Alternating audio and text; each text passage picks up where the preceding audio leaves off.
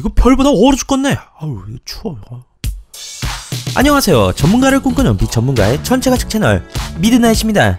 더위가 슬슬 물러나고 싸늘한 찬 공기가 온몸을 감싸도는 가을철이 되면 별을 보는 사람들은 이른 월동 준비를 시작합니다. 서늘한 낮과 달리 밤에는 한겨울과 같이 춥기 때문이죠. 가을밤에도 이렇게 추운데 겨울에는 정말 미친듯이 오지게 춥습니다. 보통 서너 시간은 기본으로 야외에 있어야 하는 천체관측의 특성상 방한대책을 철저히 준비해야지 감기와 동상에 걸리지 않고 천체관측을 할 수 있는데요. 오늘은 저 미드나잇과 함께 겨울맞이 방한대책을 마련하는 시간을 가져볼까 합니다. 방한대책의 순서는 머리끝에서 시작하여 발끝으로 끝나는 형식으로 진행하겠습니다. 먼저 머리와 얼굴입니다. 강력한 추위가 찾아오면 코끝이 빨개지고 귓볼이 시렵고 양볼이 찢어질 듯 차가워지는 것을 한 번쯤은 느껴보셨을 겁니다. 특히 귀는 시려운 정도가 상상 그 이상인데 이를 대비해 귀도리를 준비하시거나 트래퍼햇, 속칭 군밤장수 모자를 쓰시는 것을 추천합니다. 특히 트래퍼햇의 경우에는 머리, 귀, 볼을 감싸주는 형태의 모자이기 때문에 추운 겨울 별을 볼 때뿐만 아니라 일상생활에도 쓸 수 있어 하나쯤 구비해두면 겨울 내내 본전을 뽑고도 남을 정도로 쓰고 다닐 수 있을 겁니다. 목도리 역시 매우 중요한 방한용품입니다. 보통의 패딩 점퍼가 목끝까지 올라와 있어 목에 찬바람이 닿지 않도록 막아주지만 목도리만큼 목을 착 감아주어 보온 효과를 내지는 않습니다. 목도리뿐만 아니라 요새는 둘둘 감아야 하는 목도리의 불편함을 없앤 넥 워머도 많이 출시되었으니 찬바람이 목을 때리는 일이 없도록 단단히 대비하시는 것이 좋습니다. 혹시 누가 창피하게 내복을 입어?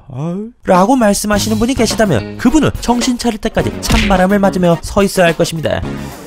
사실은 제가 저런 말을 하고 다녔습니다. 내복의 소중함도 모르고. 뭐 아무튼 체면이고 뭐고 내복은 무조건 필수 아이템입니다. 가볍지만 보온이 확실한 소재로 만든 기능성 내복들이 많이 있기 때문에 위아래 세트로 내복을 입고 그 위에 두꺼운 옷 딸랑 한 벌 입지 마시고 여러 벌을 겹쳐서 옷을 입고 마지막엔 기가 막히게 패딩 점퍼를 걸쳐줘서 겨울 추위에 단단히 대비하셔야 합니다. 이왕이면 롱패딩을 입어주는 것이 좋습니다. 상의 전체는 물론이고 다리까지 덮어주기 때문에 온몸을 차가운 겨울 바람으로부터 보호해줄 수 있습니다. 다음은 손입니다. 손 역시 추위에 매우 민감한 부분인데 애석하게도 손은 추위를 살짝 감내해야 합니다.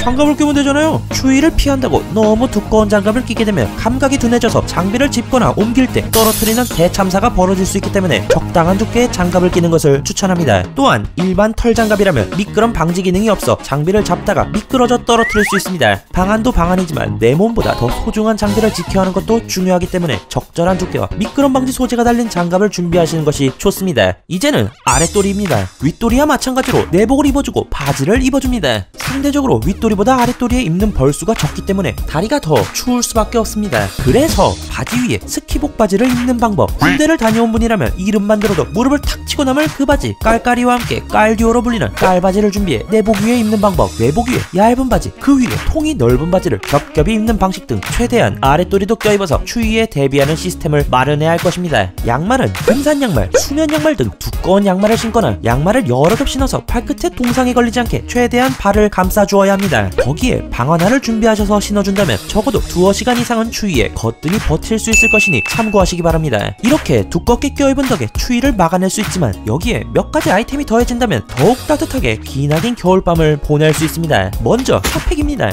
패딩 주머니 양쪽에 하나씩 넣어주고 몸에 붙이는 핫팩, 발등에 붙이는 핫팩, 있는 핫팩, 없는 핫팩 다 끌어모아 몸에 달아주면 매우 좋습니다. 옷만으로 막기 어려운 뼛속 깊은 곳까지 아려오는 추위를 핫팩이 단단하게 막아줄 것이기 때문에 정말 필수적으로 핫팩을 많이 구비하셔야 합니다. 보온병에 따뜻한 물을 넣어와서 따뜻한 물 혹은 커피 혹은 차로 마셔 몸을 따뜻하게 해줄 수도 있습니다. 추운 겨울밤 뼛속까지 아려오는 추위를 녹여줄 따뜻한 차 한 잔은 이루 말할 수 없는 행복을 선사해주기 충분하죠. 담요는 안시관측자보다는 천체 촬영자에게 필요한 이템이라고 생각합니다. 주로 서서 관측을 하는 안시관측 유저와 달리 천체 촬영을 하는 분들은 의자에 앉아 노트북이나 태블릿을 보면서 결과물을 체크하는데요. 이럴 때 담요로 다리를 잘 덮어주기만 해도 어느 정도 몸을 따뜻하게 해줄 수 있을 겁니다. 여기에 추가적으로 나와 타인의 관측에 방해가 되지 않는 조건으로 부탄가스식 소형 난로를 하나 놓아서 불을 쬐고 몸을 녹이다가 난로를 끄고 다시 별을 보는 것도 나쁘지 않다고 생각합니다. 참고로 난로는 강한 빛을 내뿜기 때문에 관측자의 암저공이 깨질 수 있어 그렇게 추천하는 방법은 아닙니다. 하지만 정말 춥다면 어느 정도 암저공이 깨지는 것을 감수하더라도 몸을 녹이는 것이 더 중요하기 때문에 난로를 설치하는 것도 나쁘지 않다고 생각하여 여러분께 말씀드리는 겁니다. 대신에 많은 분들이 관측하고 있는 관측지에서는 충분한 양해를 구한 후 사용하거나 다른 관측자와 멀리 떨어진 곳에서 사용하시는 것을 추천합니다. 타인의 암적응까지 깨트리면 안 되기 때문이죠. 오늘은 더위가 물러나고 찬바람이 그 자리를 차지한 가을밤과 겨울밤, 추위와 맞서 싸우면서 별을 보기 위해서는 어떤 것이 필요한지 알아보는 시간을 가져보았습니다.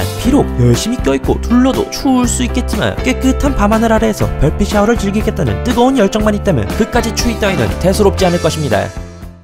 이 영상을 통해 천치관측에 흥미를 느끼셨다면 좋아요와 구독을 눌러주세요. 지금까지 미드나잇이었습니다.